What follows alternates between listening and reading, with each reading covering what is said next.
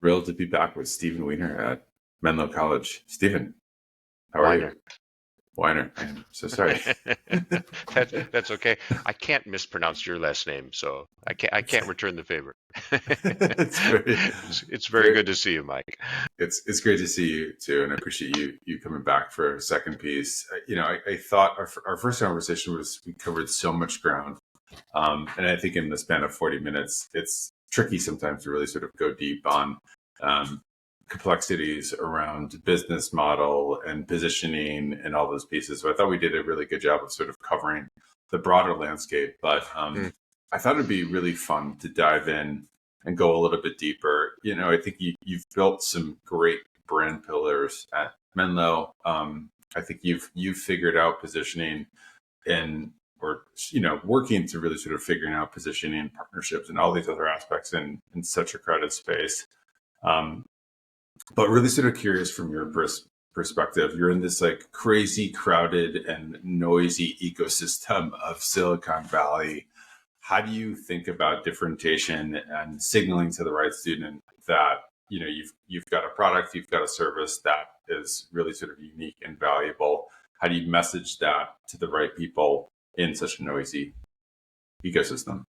yeah, yeah, a great question, and one we have to address almost every day, as we're not just talking to prospective students and their families, but for that matter, talking to current students and helping them understand the opportunities that are available to them here at Menlo that wouldn't be available elsewhere. Before we started this call, we talked about retention, connecting current students with their institution and ensuring those connections are kept strong and warm is such a key responsibility. But for both current and prospective students, our size is the differentiator when it comes to local institutions here in the valley. But truth be told, we're not competing to a great extent with other schools here in Silicon Valley. When there's a school with a name like Stanford 2 miles away from you, generally speaking, those are very different considerations for prospective student, and they aren't comparing us to Stanford, but we are being compared to state schools within California, where about more than half our students live. They're comparing us against UC or Cal State, as well as other small privates spread throughout the state. Some students already appreciate the extent to which a small college would be advantageous for them, and so they are more laser focused on the opportunities available at small colleges here and elsewhere. But a lot of students are unsure that that's what the benefits might be, whether that's socially, but also academically. The We need to make the case that there are many people for whom a small college is the key to their success. I often say to people, our students, again, just using California students as a reference point for now, most of the students we accept could also get accepted into a UC or Cal State school. UC, they have fewer spots to offer, so let's just say Cal State. But for so many of our students, their opportunity to be successful is dramatically increased here, because our size allows them to personalize their journey in ways that a large school just can't. And I love large schools. I love the diversity of the higher ed landscape because all of us are diverse and we have different needs.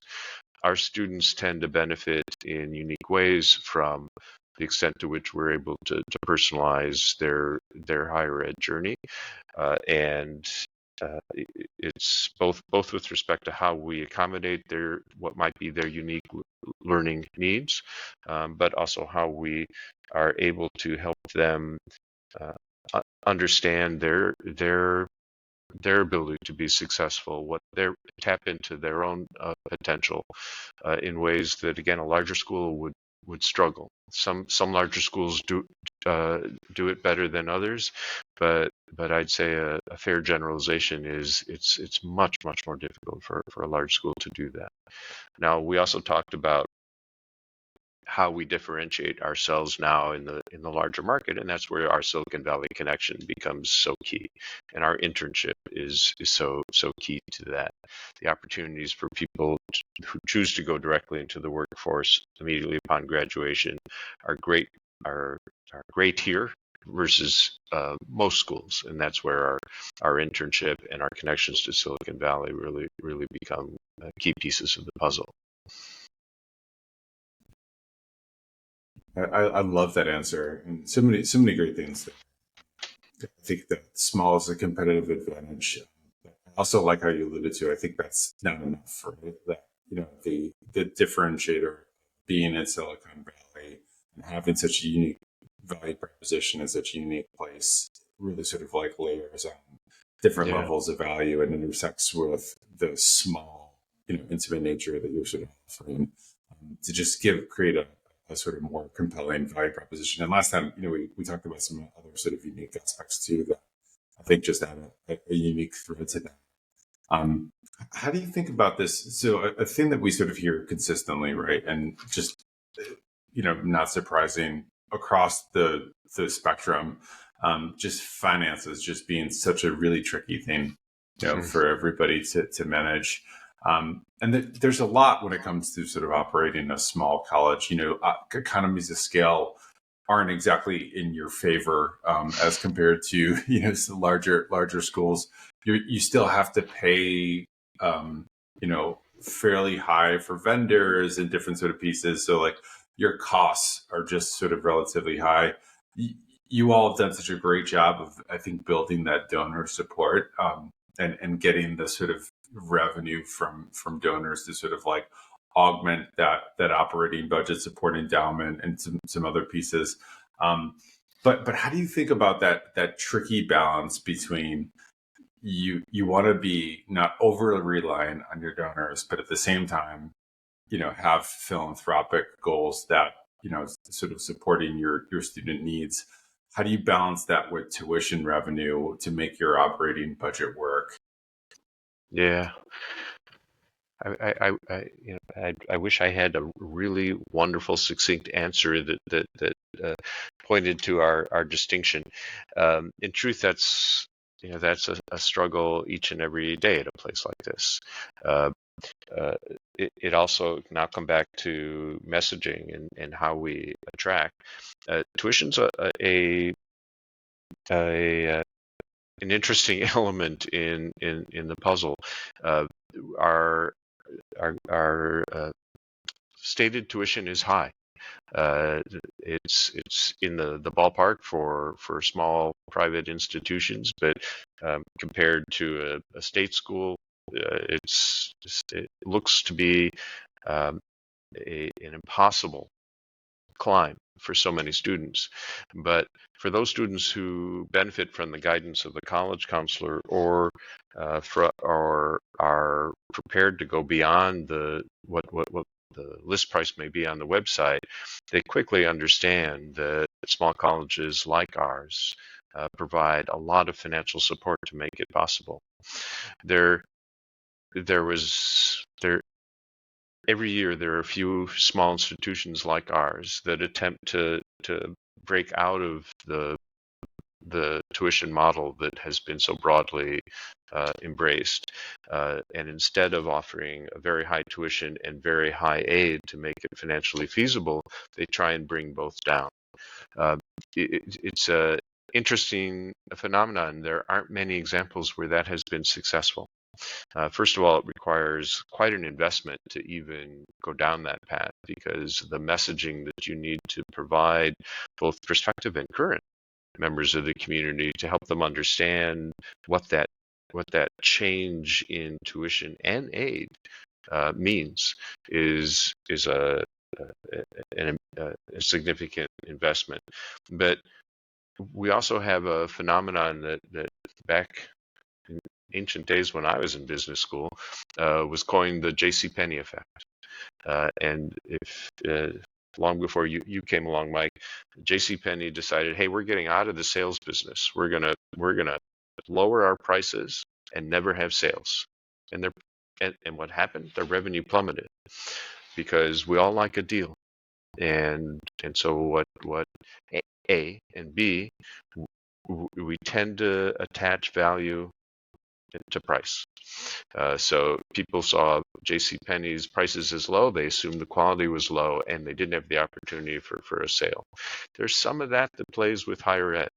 People recognize small schools with high tuitions as schools that must do something well to deserve that. And I'll say yes, absolutely, in the case of Menlo College, but it's also the case that we provide a great deal of aid, much of which is funded by our donor community, to make it possible for students to be educated here at Menlo College.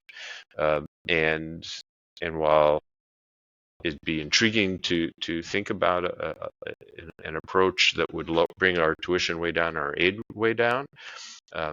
What's unclear is we know now we lose some students, prospective students, who may come to our website, see our tuition, and just not go beyond that because they don't understand the extent to which aid could be available to them.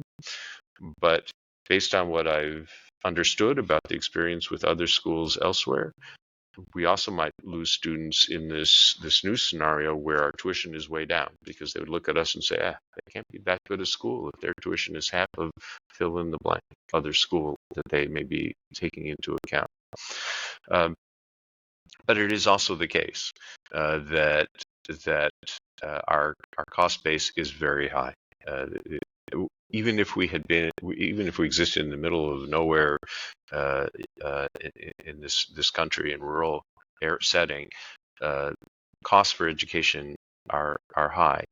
Here, in addition to the I'll just say it in a positive sense, the vibrancy of the Silicon Valley economy, wages are high, cost of living is high, and so we bear that additional expense as well. The structure and support that we provide, the enhanced support that we provide every student that I referred to earlier in response to your first question, that comes with the cost, right?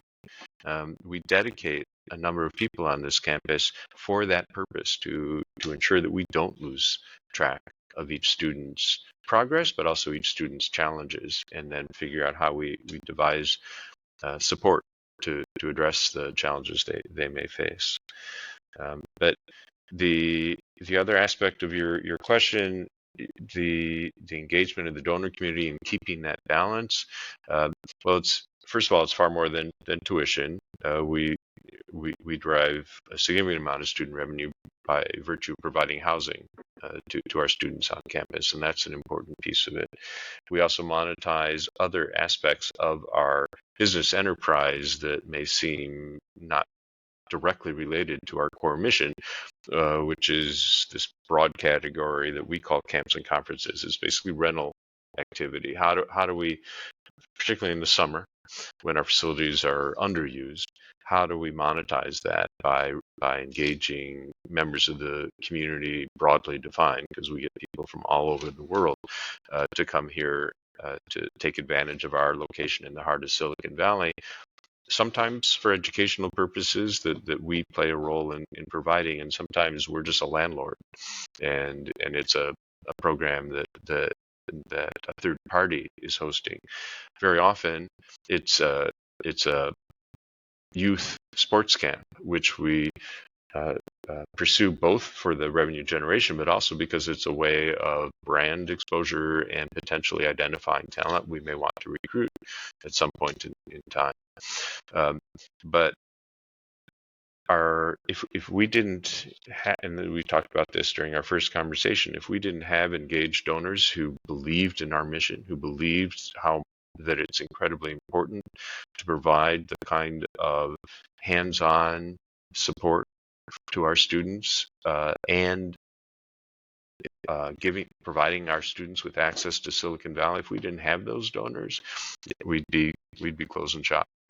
But it's, we're fortunate that we've been able to develop both some key alumni who have the wherewithal to provide support, whose own experience was meaningful, and who are the people who share with me the expression I never get tired of hearing, which is Menlo changed my life, which I do hear frequently. But as well, we've been extraordinarily fortunate in attracting other donors, particularly from the Bay Area, who have no connection to Menlo College, but who very much believe in what we're doing. I love that answer. I mean, there's so many aspects there that I appreciate and contextualize. I think the complexity of the space. You mentioned really sort of diverse over array of getting revenue. So many different ways you're actually sort of getting to sort of supplement those costs and augment the personal student experience. The sticker price example is a really powerful one. There's this study, and I might butcher a few of the details, but bear with me, around wine, where they actually sort of did a blind taste test where they gave somebody the same sort of bottle of wine, but at different price points, and they had them rate the one that they liked best, and not surprisingly, the one that was the most expensive, right? But it does get to like just the layered nature of trying to sort of provide a service that that has all the sort of accoutrements and value, but has some cost to it.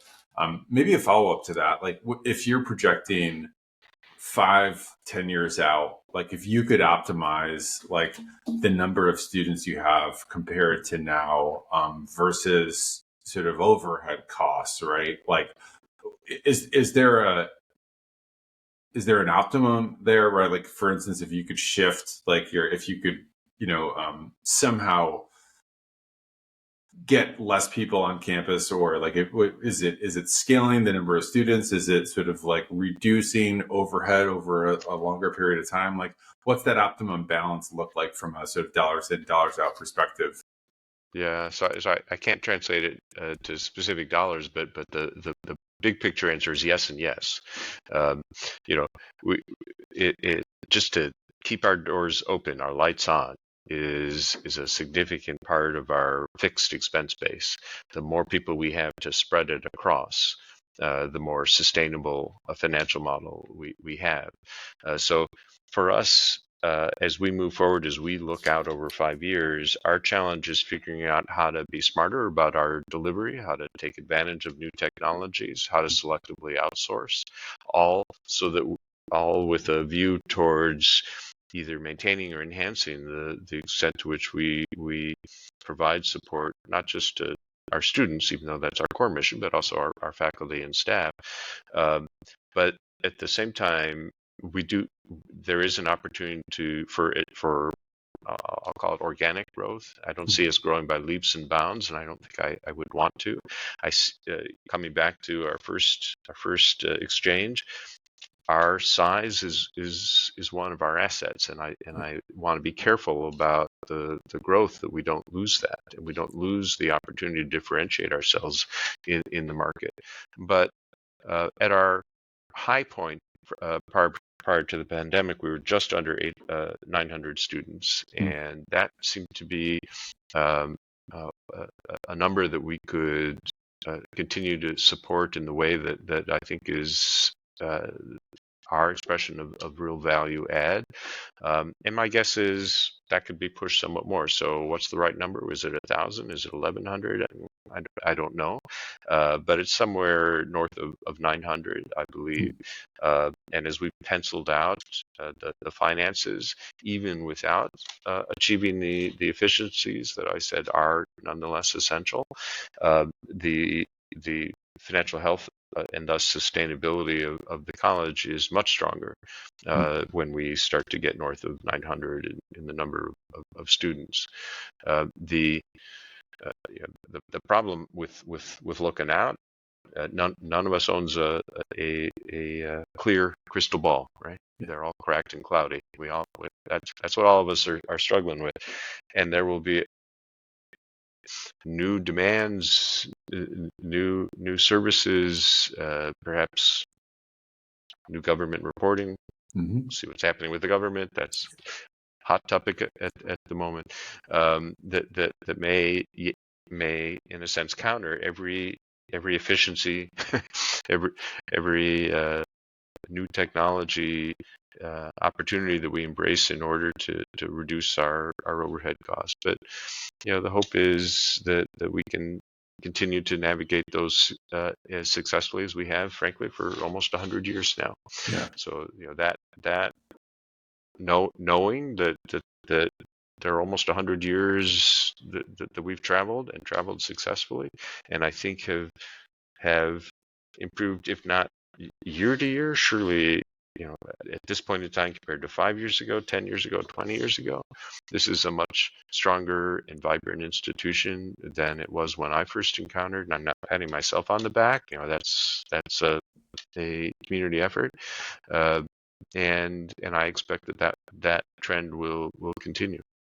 Yeah, no, that's really encouraging, and I think also hyper realistic, just given the space of just how complex and how many moving pieces there are to everything. Yeah. What are some operational enhancements that that you've put into motion, or that you're excited to sort of do? Because it's such a tricky path. I think everybody's trying to figure out, right? It is a sort of somewhat of a, like, you have to invest strategically to attract the right kinds of students and retain the right kinds of students and all those pieces. You have all these sort of fixed costs that are sort of going in. You already sort of pointed to some of the unique challenges that happen in Silicon Valley there, but what are operational strategies for upskilling team, for doing things more efficiently, for shared data? Like, how do you think about some of those pieces as it sort of connects to making Menlo a sort of a more efficient, but also like just a better run place? Yeah. So there are a whole slew of what I'll label as tinkering that goes on constantly, right? Not any one of which amounts to huge efficiencies, but collectively move this institution. If I were to pick out three of the most significant efforts we have, one of them is to continually examine the opportunities for selective outsourcing, and we have moved into that space. To take a brief aside, I tried to explore ways in which we could collaborate with other institutions in the area to share core services, and that just proved so complicated. And the resistance to change is so strong that I switched direction and looked instead to the selective outsourcing. I don't think there are a lot of opportunities for that, but specifically with a lot of what generally gets referred to as backroom functions, whether it's IT or HR, those are the prime examples, possibly some of our business office functions. To move those off campus, that does not affect the support we provide students. In some ways, it could enhance them, but the most important piece is that it allows us to realize some cost savings and to take advantage of scale, which otherwise we don't have, right?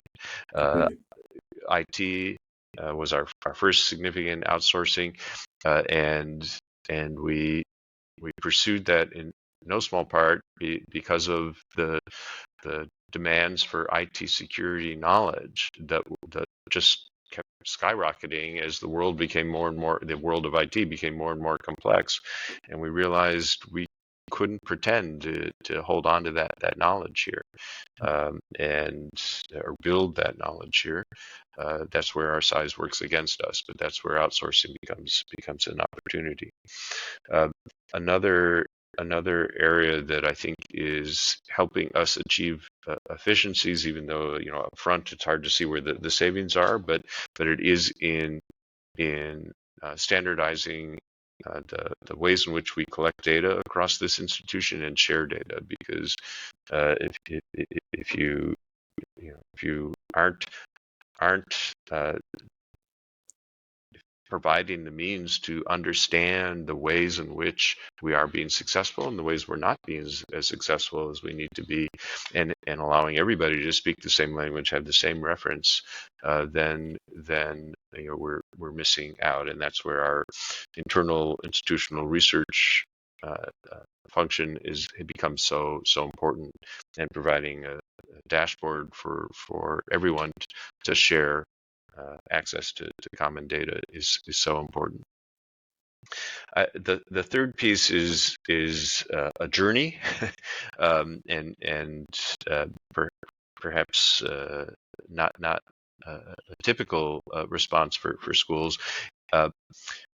Menlo College has a significant investment in athletics. More than half of our students are varsity athletes, and it's such an important part of the Menlo journey for student athletes and non-student athletes alike. And it's a vibrant aspect of our school, and enormously successful. I'm enormous fan and supporter of our athletics program.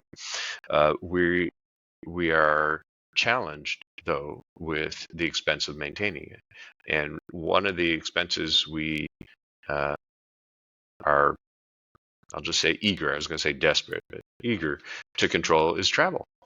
We're in a conference that is spread throughout Northern California, great, but also Southern California and Hawaii.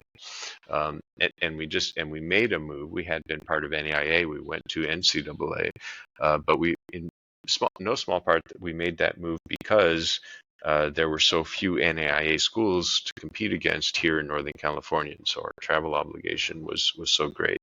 So there were a number of other reasons that prompted us to move to NCAA, but travel was a piece of that.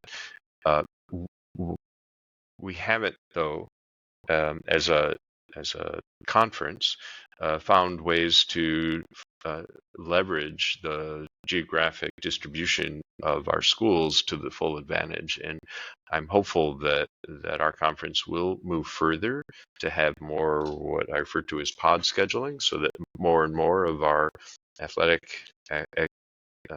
competition is taking place here in Northern California, and thus less and less travel. And travel has two big expenses associated. One, there's the direct cost of travel, and the other is the indirect cost of students being away from class. And we bear both of those costs now to an extent that I hope we can minimize going forward. It's intriguing to me. We're now part of NCAA D2, and most California state campuses are also D2, and they are their own conference, and they're spread throughout California, which means San Francisco State is going down to Cal Long Beach to compete, whereas if we just blew this all up and started over again, I don't think anybody in their right mind would say, "Oh, it's so important for Cal State San Francisco to have a conference mate down in Southern California," as opposed to saying, "Well, wait a minute, we have all these schools that are all D2 in Northern California. That should be one conference," which would significantly reduce the travel obligation for all of us. But that's a huge leap. It's actually a conversation I tried to have with a few of the Cal State presidents, one of whom recently chose instead to close her athletics program. Now this is at Sonoma State. They just announced yesterday that they were closing all athletics, and their challenge was more than just their travel costs, right? I get it. Significant financial savings that had to be achieved, and I don't envy their situation at all, but I do worry that by cutting such a core program, core for the student experience, and the additional development and education that can come from engagement in athletics, and that's no longer part of Sonoma State's student experience. And I think in time they'll come to regret that decision. There is something about, I mean, cuts are such a, I think, a unfortunate but necessary part of the ecosystem we're in. But there is this saying for it a lot of times that I think is true, which is you can't really cut your way to prosperity, right? And so, more often than not, that I've seen that sort of just be, a leading indicator to eventual collapse, which is really, unfortunate. Hopefully that's not the case for them. Right. But it's a really tricky space. Yeah, and there's, there are a lot of stops along the way to collapse, right? Right. And at any point in their stop, they could find equilibrium, and maybe that's at a level that just again offers a less rich and robust student experience, and I hope they aren't going further than that. I think the Cal State system is a terrific one and such an important resource for California residents. So I'd hate to see that diminished in any way. Completely. And pivoting back to when we were on the outsourcing piece, I really like what you said around the sort of outsourcing of IT, HR, sort of business office functions. To me, that makes complete sense. Doesn't compromise your core mission. Has some operational efficiencies that come with it. You also sort of mentioned the data collection piece of that. Is this the sort of support and augment your existing IR office? Like, is it looking at ways to sort of better share data? Is it sort of like looking at like setting up data lakes and sort of better sort of collaborative automation between systems, or what's that kind of look like for you all? Yeah. Surely what your reference data lakes, yes. It's also looking to see how many systems we have versus and the cost, both in terms of inefficiencies as well as dollars, to maintain so many different systems, and the challenge of ensuring data integrity when it's going from system to system is a significant one, and it's tough because we both want to take advantage of new technologies, new applications, new developments that may be standalone, but when you have these islands of data, ultimately it hurts the institution and hurts in the sense that we can't. It's harder to manage when you don't have the consistent way to measure your progress, and that's tough. That's where I am. There's so many aspects of AI that I look at with some trepidation, and then there are so many aspects I look at with great hope. And in terms of improving our IT and our data infrastructure, that's pure hope with respect to AI, and that's where I hope to be able to embrace that technology as it continues to mature. And I think as well there may be a whole other spectrum of opportunities with respect to AI that'll help us achieve efficiencies and increase service, some of which may be at the I'll call it the front line with respect to student engagement, like for tutoring and for students who have special needs, and accommodating those special needs. I'm hardly the first to suggest that AI has potential in both those areas. No, I completely agree, and I think I do think there's some interesting. We haven't seen it yet, but to your point, what's sort of an integrated sort of data systems look like? I think a lot of people outside of the space don't necessarily understand just how complicated it is to sync your systems. As simple as a value proposition as that sounds, right? Like they're specifically built to sort of like be data warehouses themselves, and connecting the APIs between two different tools. I think there's some that like Slate's a good example. It's built to do that. So many are not. All right. And Yeah. when you layer in on top of like the human cost of like retraining everybody in a new system, or like how layered the contracts get with any of them, and they're locked into a certain amount of years. Yep. Um, it's like it's really tricky to like to take these things and just like, even with like tools like AI are absolutely incredible. But what we're seeing with AI right now is like, uh, a lot of them don't have easy functionality with these old systems to just sort of like plug and play and make them magically connect, right? So it's like it becomes really sort of tricky to be like, okay, what data flows do we want? Where do we want things to go? Who do we want to have access to? As simple as that all sounds, when you've got 40 different systems on a small campus, it's like very complex, very fast. Yeah. I've been around the block a whole number of times. I've and have talked to a number of folks who are pitching IT solutions. So many of them sound so fabulous, but I have never, ever, ever encountered anybody who's representing a company of any size who says, honestly, the implementation will be tough. Yeah. They all say, oh, turnkey. This, no problem. You're going to be up and running in a week. It's just not, that's not the reality of where we are, even here, even now in 2025. It's far better in 2025 than it was in 2015, but it's still an enormous challenge, and for some systems, one that can't practically be overcome, and so they become standalone systems, which is just far from ideal.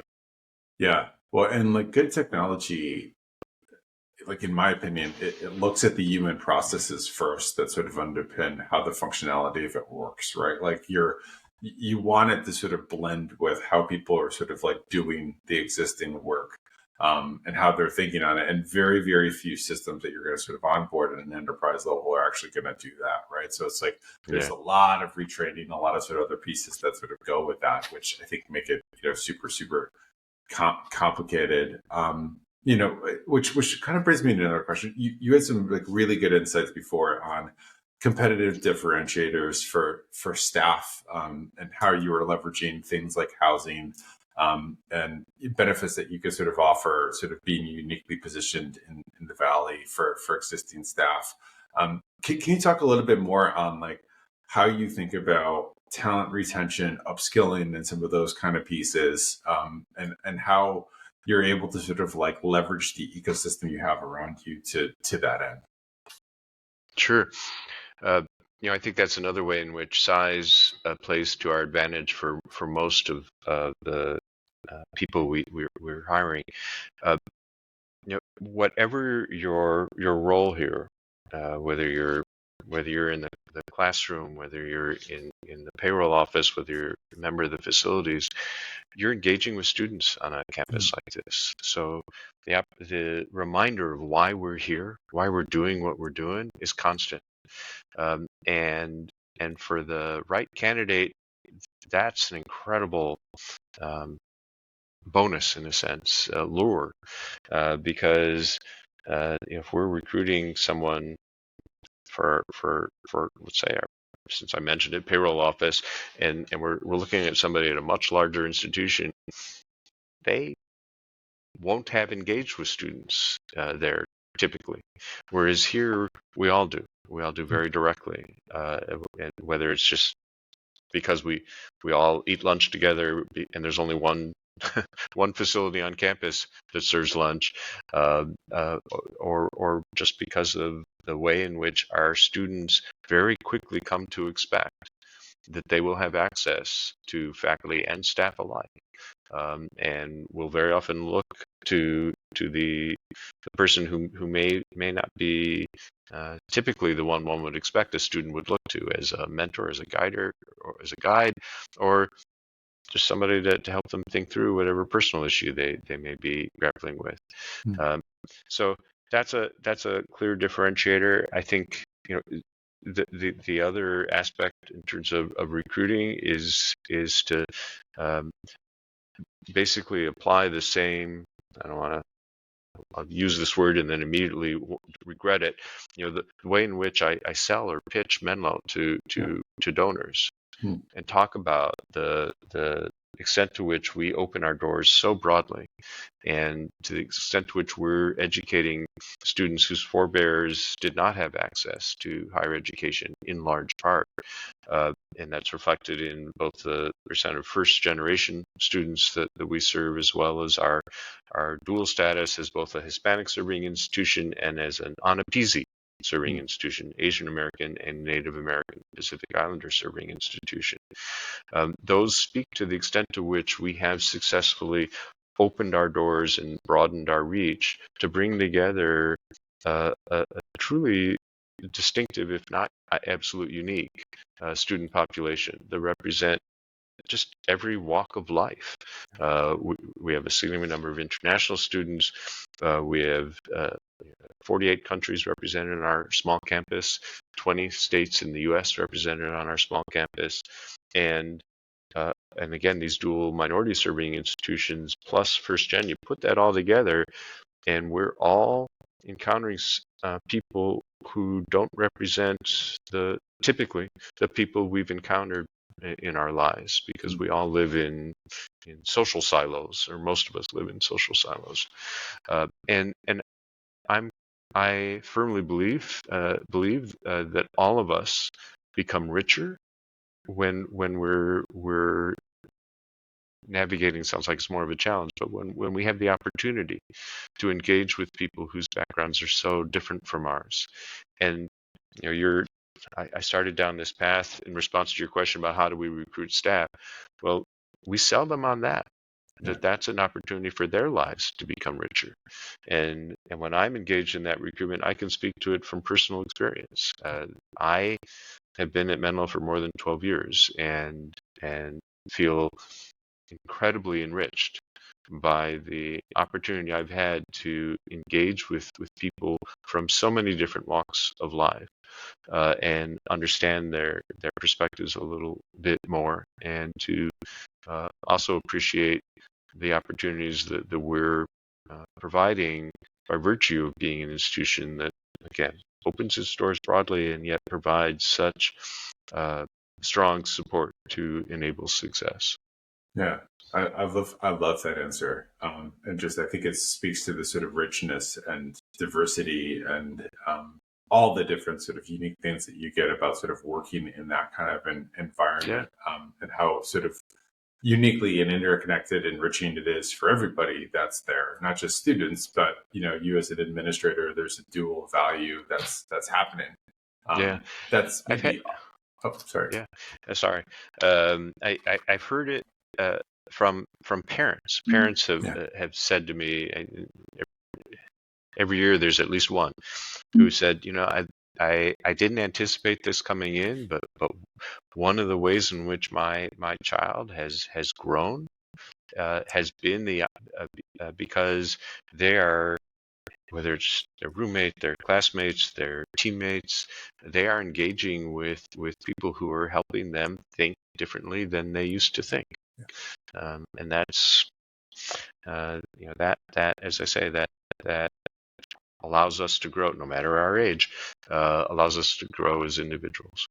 Yeah. And that's kind of what college is supposed to do, right? And I think you can kind of easily discount that. Right. You can get that benefit as an adult, which I think is a great point.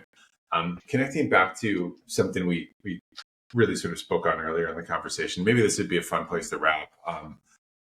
With all the sort of political or sort of potential sort of changes that are sort of coming, second, third order effects of sort of Trump administration, if you had to give like a quick SWOT analysis on like what you see for Menlo, where's your brain go? Like what's the good, the bad, and the ugly of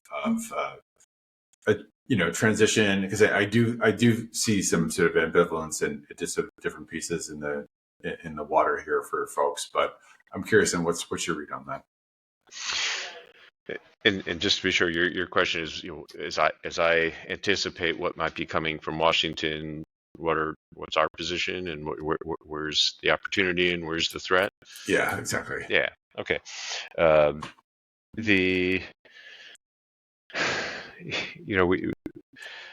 we've benefited from the extent to which increasingly the federal government has recognized the unique needs of minority serving institutions and has provided funding for them. And we have been successful in obtaining funds both from the Department of Education and the NSF, in particular, National Science Foundation in particular, that are targeted for those institutions in our country that support minority student populations. And to the extent that those disappear, that's not just a significant portion of our revenue that goes away, but they're funding our ability to provide enhanced services, and that will go away as well. Our students, the majority of our students are economically challenged, and a lot of them qualify for Pell Grant support, for subsidized federal loans. To the extent to which those programs are pared back or eliminated, that will have a huge effect on our students and thus our school. And I'm obviously watching that with a great deal of concern. We also provide education to a lot of international students, and during the first Trump administration, we saw international student access impaired, whether it was simply because the embassy staff in their home country was reduced, or because their home country was no longer welcome as a source for students studying here. There are also international students who have looked at the political landscape. I'm now going back 8 years ago, who looked at the political landscape and said, I think I'm going to go to Canada or Australia or stay in their home country. And I'm concerned that we'll see some or all of the above as we move forward. And to the extent to which we might recruit an international student and that international student is unable to obtain their visa to study in the United States for whatever combination of reasons, that hurts us. Yeah. At the same time, the new administration is committed to looking at what they label and many of us would also label as the incredible bureaucracy that has developed over time. Federal requirements, whether it's reporting requirements or adherence to new guidelines, they're always additive, and we have a significantly greater compliance obligation today than we did when I first joined Menlo 12 years ago. But all the obligations that we had 12 years ago are still there. And so to the extent to which there may be paring down of the bureaucracy, simplifying the rules and reporting, hallelujah. Almost all of them individually well-intentioned. I understand what brought about the requirement, but collectively it's a burden, and it's a burden that we all bear. And I'm not talking about just the things that we fit in. I'm talking about the things that collectively obligate us to hire more staff, and so it's a financial burden as well. And some of them. It's hard for me to see in 2025 what the value add is to anybody, and so if some of the obligations disappear, terrific. But it's it's like every citizen of this country who's attuned to what's happening in Washington. We're all staring at it, wondering what's coming next, and we're no different. The higher education became something of a punching bag in recent months, and unfortunately, I fear that might be increasing, and yet we did see a rise in new student enrollment across the country, predominantly in community colleges, which I think there's something in there that we should all be, again, staring at and trying to figure out what the long-term ramifications are because of the poor track record that community colleges that we have, seeing students who start with community college ultimately obtain a college degree. But we'll see how it all plays out, and continue to duck and weave and see where there are opportunities to enhance the college based on whatever comes out of Washington. But it's as Betty Davis would say, it's a fasten your seatbelt time. Yeah, I think that's a very well balanced and thoughtful answer, which I appreciate. Stephen, thank you for the time. This has been incredible. Mike, it's always great to talk to you. Rehearse my last name if we ever talk again, and if we talk again, let's compare notes about your most recent travels and taste in the wine industry, because it's a fun hobby for me. Yeah, me too. Thank you again. Okay.